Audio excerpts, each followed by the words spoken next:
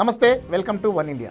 ఈరోజు కేంద్ర ఆర్థిక శాఖ మంత్రి నిర్మలా సీతారామన్ బడ్జెట్ను పార్లమెంట్లో ప్రవేశపెట్టారు. దేశవ్యాప్తంగా అందరి కళ్ళు కేంద్రం ప్రవేశపెట్టిన ఈ బడ్జెట్ పైనే ఉన్నాయి. నిర్మలమ్మ సామాన్యుడికి పట్టం కడుతుందా?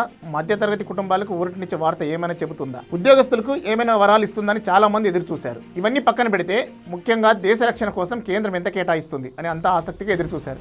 ఆర్థిక మంత్రి నిర్మలా సీతారామన్ రక్షణ రంగానికి ఏకంగా 7.85 లక్షల కోట్లు కేటాయించి భారీ బూస్ట్ ఇచ్చారు. ఇది గత ఏడాదితో పోలిస్తే 15% పెరుగుదల. కానీ ఆశ్చర్యకరంగా ఈ ప్రకటన తర్వాత స్టాక్ మార్కెట్లో డిఫెన్స్ స్టాక్స్ కుప్పకూలాయి. హాల్, బెల్, మజగాన్ డాక్ వంటి దిగ్గజ సంస్థల షేర్లు నష్టపోయాయి.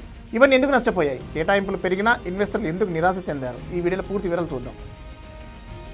ముందుగా గణాంకాలను చూస్తే ప్రభుత్వం రక్షణ రంగానికి మొదటి నుంచి ప్రాధాన్యత ఇస్తూనే ఉంది. గత ఆర్థిక సంవత్సరంలో అంటే 2025-26 ఆర్థిక సంవత్సరానికి గాను రక్షణ రంగానికి 6.81 లక్షల కోట్లు ఇవ్వగా ఈసారి దానిని 7.85 లక్షల కోట్లకు పెంచారు.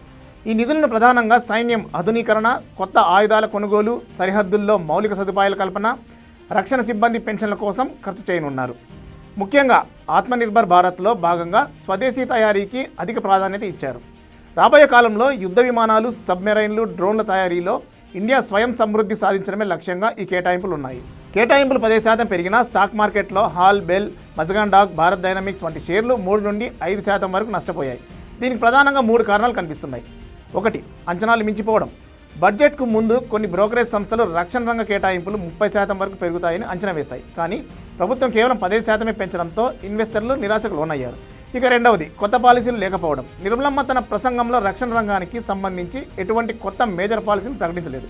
కేవలం నిధుల కేటాయింపు మాత్రమే ఉండటంతో మార్కెట్ డల్ అయిపోయింది. 3. Profit booking. గత కొన్ని నెలలుగా డిఫెన్స్ స్టాక్ విపరీతంగా పెరిగాయి. బడ్జెట్ రోజున పెద్ద వార్త ఏమీ లేకపోవడంతో ఇన్వెస్టర్లు తమ లాభాలను వెనక్కి తీసుకునేందుకు మొగ్గు చూపారు. సంక్షిప్తంగా చెప్పాలంటే స్వల్పకాలికంగా మార్కెట్ ఒడిదుడుకులు ఉన్నప్పటికీ దీర్ఘకాలికంగా రక్షణ రంగం బలంగానే కనిపిస్తోంది. 7.85 లక్షల కోట్ల భారీ కేటాయింపులు మన దేశ రక్షణ సామర్థ్యాన్ని మరింత పెంచుతాయని నిపుణులు భావిస్తున్నారు. ఈ బడ్జెట్పై మీ అభిప్రాయం ఏంటి? రక్షణ రంగానికి ఇచ్చిన నిధులు సరిపోతాయా? కామెంట్ సెక్షన్లో తెలియజేయండి. మరిన్ని బిజినెస్ అప్డేట్స్ కోసం మా ఛానల్ సబ్స్క్రైబ్ చేసుకోవడం మర్చిపోకండి. నమస్కారం.